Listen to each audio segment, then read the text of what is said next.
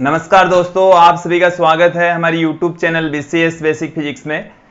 आज की इस वीडियो में हम चर्चा करेंगे वोल्ट मीटर के बारे में। वोल्ट मीटर होता क्या है, इसका उपयोग क्या होता है, इसकी बनावट किस प्रकार की होती है, इसके साथ में इससे रिलेटेड सूत्र, जब हम वोल्ट मीटर का निर्माण करते हैं तो उससे रिलेटेड एक दो फॉर्मूले भी यहां पर हम देखेंगे। दोस्तों, ये कक्षा 12 का टॉपिक है और देखिए इससे ठीक पहले हमने धारामापी और एमीटर पढ़ा है। यहां पर हम वोल्ट मीटर के बारे में जानकारी लेंगे। सर्वप्रथम हम ये बात करते हैं कि जो वोल्ट मीटर है उसका उपयोग क्या होता है।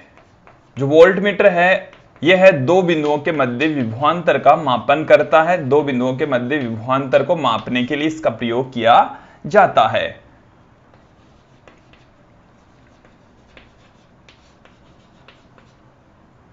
मध्य का विभवांतर मापने के लिए, विभवांतर मापने के लिए वोल्ट मीटर का प्रयोग करते हैं। दोस्तों, अब हमने यहां पर विभव वोल्ट मीटर का उपयोग बताया विभवांतर मापने के लिए। इसके साथ में हमने पहले देखा भी है कि विभवमापी की सहायता से भी दो बिंदुओं के मध्य का विभवांतर मापा जा सकता है। वो परिशुद्धता के साथ में भी मापता है बट सुविधाजनक नहीं होता, इसलिए ही वोल्ट मीटर का प्रयोग किया जाता है। दोस्तों, वोल्ट मीटर सदैव परिपथ में समांतर क्रम में संयोजित होता है। वोल्ट मीटर का जो संयोजन है वो परिपथ में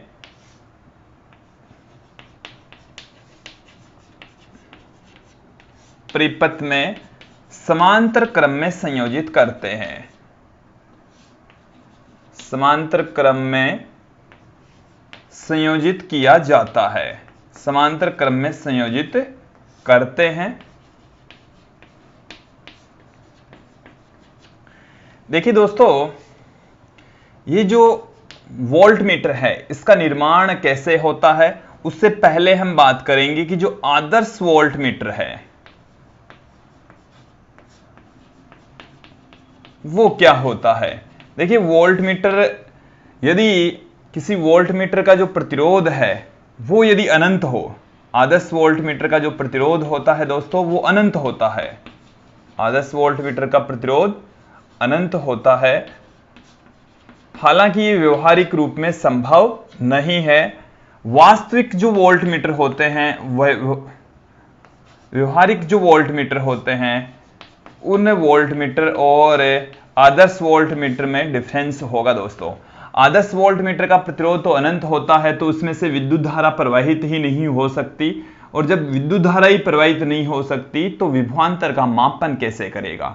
तो वास्तविक जो वोल्ट मीटर होता है उसका प्रतिरोध अनंत नहीं होता, उच्च प्रतिरोध होता है। वास्तविक वोल्ट मीटर का प्रतिरोध उच्च हो सकता है, प्रतिरोध अनंत नहीं हो सकता, अनंत नहीं होता है दोस्तों, क्योंकि अनंत होगा तो धारा उसमें से प्रवाहित नहीं होगी, और धारा जब प्रवाहित ही नहीं होगी तो विभवांतर का मापन नहीं कर सकता। दोस्तों, तो यहां पर अब हम बात करेंगे कि जो वोल्ट मीटर है उसका निर्माण कैसे करेंगे।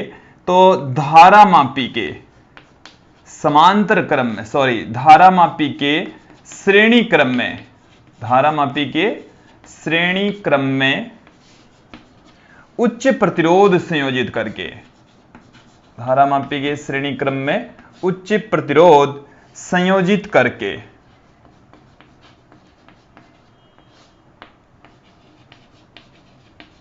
वोल्ट मीटर बनाया जाता है।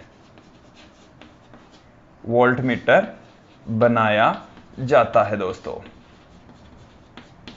एक बार इसको समझेंगे आप कि जो धारामापी है उसके श्रेणी क्रम में हम जोड़ देंगे उच्च प्रतिरोध तो वो बन जाएगा वोल्ट मीटर। हालांकि जो व्यवस्था बनी है उसको जोड़ना है फिर समांतर क्रम में, जिन बिंदुओं के मध्य का आप विभवांतर ज्ञात करें उसके समांतर क्रम में संयोजित करेंगे। इस वाली बात को हम आपको समझा देंगे। दोस्तों, अब हम इसकी बनावट की बात करते हैं।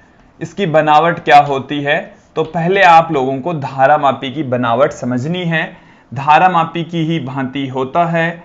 देखिए यहां पर ये हमारे पास में दो अवतलाकार कटे हुए चुंबक हैं और दोनों चुंबकों के मध्य भाग में हम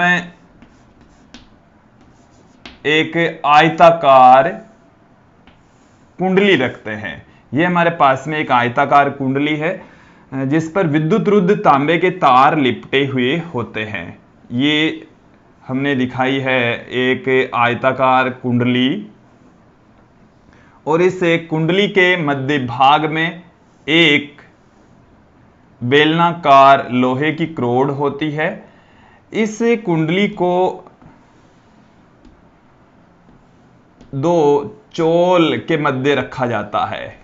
ये एक यहां पर खड्डेनुमा संरचना होती है, उनके मध्य इस तार को रखा जाता है। इस तरीके से इसको चोल चूल बोला जाता है। देखिए यहां से हम संयोजित करते हैं एक स्प्रिंग और ये वाला जो टर्मिनल है दोस्तों ये होता है T1 कह दीजिए इसको। ये हमारे पास में T1 है, एक वायर इससे संयोजित करते हैं। एक यहां पर आपके पास में और स्प्रिंग लगी होगी और इस स्प्रिंग से आपके पास में यह आ गया है T2 और इसके साथ में हम श्रेणी क्रम में एक प्रतिरोध संयोजित कर देते हैं। फिर यहां से आप इसको आप चाहे T2 इसको कह दीजिए या इसको आप T2 डैश कह दीजिए और फिर हम इससे वायर संयोजित करते हैं। दोस्तों ये जो प्रतिरोध है वो हमारे पास में है उच्च प्रतिरोध और उच्च प्रतिरोध लगाकर ही हम वोल्ट मीटर का निर्माण करते हैं। दोस्तों इसके साथ में यहां पर लगा होता है एक संकेतक और ये यहां पर लगी हुई है स्केल। यहां पर ये लगा है एक स्केल, ये वाला जो बिंदु है वो 0 है। इस तरीके से इसके ऊपर पाठ्यांक लिखे होंगे और 0 से ये आगे बढ़ेंगे। इस तरीके से इस पर पाठ्यांक विद्यमान रहते हैं। दोस्तों देखिए एक बार इसकी बनावट को फिर से समझ लीजिए कि यहां पर दो नाल चुंबक होते हैं या जो चुंबक है उनके अवतलाकार पृष्ठ कटे हुए होते हैं, दो भाग होंगे और दोनों के मध्य में एक कुंडली रखी जाती है जो कि आयताकार कुंडली होती है। उस पर विद्युत रुद्ध तांबे के तार लिपटे होते हैं। उनके मध्य भाग में हम एक बेलनाकार कच्चे लोहे की क्रोड रखते हैं। ये हमारे पास में एक क्रोड है जो कि बेलनाकार है, कच्चे लोहे की है। कच्चे लोहे की बेलनाकार क्रोड होती जो कि इन कुंडली के मध्य भाग में इस तरीके से रखा जाता है। यहां पर एक स्प्रिंग लगी होती है और इस स्प्रिंग से एक वायर संयोजित करते हैं। ये हमारे पास में दूसरी स्प्रिंग होती है और इसके साथ में हम उच्च प्रतिरोध संयोजित करते हैं, हाई रेजिस्टेंस संयोजित करते हैं। दोस्तों उससे हमारे पास में दूसरा टर्मिनल जोड़ देते हैं। यहां पर ये लगा हुआ है संकेतक। ये जो हमने धारामापी यूज में लिया है वो किलकित कुंडली धारामापी है और किलकित कुंडली धारामापी के श्रेणी क्रम में उच्च प्रतिरोध, यहां तक ही प्रतिरोध, ये दोनों हमारे पास में इस टर्मिनल T1 और T2 के बीच में ही हमारे पास में ये धारामापी हो जाता है। तो फिर इसके श्रेणी क्रम में हमने जोड़ दिया ये उच्च प्रतिरोध, फिर हम उसको संयोजित करते हैं तो वो वोल्ट मीटर में कन्वर्ट हो जाता है। दोस्तों अब हम जो वोल्ट मीटर है उसमें जो उच्च प्रतिरोध संयोजित होता है उसका मान क्या होगा, उसके लिए एक सूत्र देखेंगे। देखिए दोस्तों हम यहां पर हमारे पास में ये कोई प्रतिरोध है जिसके सिरों का विभवांतर हमें मापना है, जिसको हमने बिंदु A और B से कह दिया है। इसके सिरों का विभवांतर मापना है और इसका विभवांतर मापने के लिए इसके समांतर क्रम में हम वोल्ट मीटर संयोजित करते हैं। दोस्तों और वोल्ट मीटर कैसे संयोजित होता है, कैसे किस प्रकार का होता है, धारामापी के श्रेणी क्रम में हम उच्च प्रतिरोध जोड़ दें तब जो व्यवस्था है उसको हम वोल्ट मीटर कहते हैं। यहां पर आप देखेंगे कि ये वाली जो व्यवस्था है इसको हम वोल्ट मीटर कहते हैं। मैंने ये जो डॉटेड लाइन से ये दिखाया है ये है वोल्ट मीटर और वोल्ट मीटर सदैव जिस प्रतिरोध के सिरों का विभवांतर ज्ञात करना है उसके समांतर क्रम में जुड़ता है। तो इसके सिरों का विभवांतर ज्ञात करना है और वोल्ट मीटर के द्वारा मापा गया मान हम कंसीडर कर लें कि V है, तब ये दोनों मिलाकर व्यवस्था बनती है वोल्ट मीटर की, और जो वोल्ट मीटर होता है वो धारा मापी के श्रेणी क्रम में उच्च प्रतिरोध जोड़ने से प्राप्त होता है। अब देखिए दोस्तों, यहां से बहने वाली हम धारा I कंसीडर कर लें, इसमें से बहने वाली जो धारा है वो IG कंसीडर कर लें कि इसमें से जो धारा बह रही है वो IG है, धारा मापी में से जो धारा बह रही, RH में से भी उतनी ही धारा बहेगी जो कि उच्च प्रतिरोध है, धारा मापी के श्रेणी क्रम में संयोजित है। यहां पर आप देखेंगे A व B के मध्य का विभवांतर, A व B के मध्य का जो विभवांतर है जो कि विभव वोल्ट मीटर की सहायता से मापा जाता है। हम कंसीडर कर लें कि जो विभवांतर है वो V है, A और B बिंदु के बीच का विभवांतर V है जो कि इस प्रतिरोध धारा मापी तथा उच्च प्रतिरोध पर विभव पतन के योग के बराबर होगा। तो इसमें से बहने वाली जो धारा है वो तो है IG, धारा मापी का जो प्रतिरोध है वो है G, और ये जो प्रतिरोध है वो दोस्तों है RH। ये जो G है वो धारा मापी है और धारा मापी का जो प्रतिरोध है वो भी हम G ही लेकर चल रहे हैं, धारा मापी का प्रतिरोध। और ये जो RH है वो उच्च प्रतिरोध है, RH यहां पर हमारे पास में उच्च प्रतिरोध है जो कि हमने यहां से संयोजित कर दिया है। ये जो IG है वो धारा मापी की पूर्ण स्केल पर धारा या धारा मापी से प्रवाहित धारा है, ये धारा मापी से बहने वाली धारा है IG।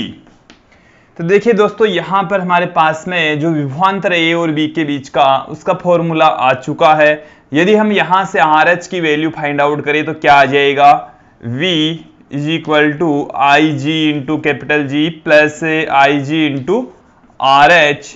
यहां से हमारे पास में आ गया IG इंटू RH बराबर आ गया है V minus IG into capital G, और यहां से RH बराबर निकल कर आ रहा है, इधर हम V बट्टे में IG माइनस में कैपिटल G। ये हमारे पास में उच्च प्रतिरोध की वैल्यू आ गई है दोस्तों। तो उच्च प्रतिरोध जो धारा मापी के श्रेणी क्रम में जुड़ा है, वोल्ट मीटर का निर्माण करने के लिए संयोजित किया जाता है, उसका मान V बट्टे में IG माइनस कैपिटल G के बराबर होगा। अब आप लोगों को यहां पर समझना है कि ये जो V है वो क्या है, वोल्ट मीटर की प्रास, वोल्ट मीटर की प्रास है। यदि न्यूमेरिकल क्वेश्चन करें तो ये वोल्ट मीटर की प्रास होती है, या हम कह सकते हैं कि किसी प्रतिरोध के सिरों पर जब विभवांतर V है तब उनके लिए इतना आवश्यकता पड़ेगी, ये वोल्ट मीटर की प्रास यहां पर हमने ली है। G हमने यहां पर बता दिया धारा मापी का प्रतिरोध, IG धारा मापी में से बहने वाली धारा, या हम ये कह सकते हैं कि धारा मापी की स्केल पर उसकी प्रास है ये दोस्तों। यदि यहां पर हम बात करें वोल्ट मीटर का प्रतिरोध, तो जो वोल्ट मीटर का प्रतिरोध है दोस्तों कितना होगा, वोल्ट मीटर का प्रतिरोध, तो यहां पर आप देखेंगे कि जो वोल्ट मीटर है उसमें G और RH दोनों लगे हुए हैं, ये ही वोल्ट मीटर है। तो वोल्ट मीटर का जो प्रतिरोध है उसको यदि हम RV से लिखें तो वो होगा कैपिटल G प्लस RH के तुल्य, ये हमारे पास में आ गया है वोल्ट मीटर का प्रतिरोध। यहां पर आप देखेंगे कि जो RH होता है वो काफी बड़ा होता है G की तुलना में, तो G को हम नगण्य मानकर छोड़ सकते हैं। तो जो RH है वो RV के इक्वल होगा। तो इसका मतलब ये हो गया है कि जो वोल्ट मीटर का प्रतिरोध होता है वो धारा मापी के श्रेणी क्रम में संयोजित उच्च प्रतिरोध के तुल्य होता है दोस्तों। तो RV नियरली इक्वल टू होगा RH के। मुझे उम्मीद है कि आप लोगों को ये वीडियो अच्छे से पसंद आया होगा। इसमें हमने वोल्ट मीटर के बारे में संपूर्ण जानकारी ली है, वोल्ट मीटर का निर्माण किस तरीके से होता है उसके बारे में हमने देखा है दोस्तों।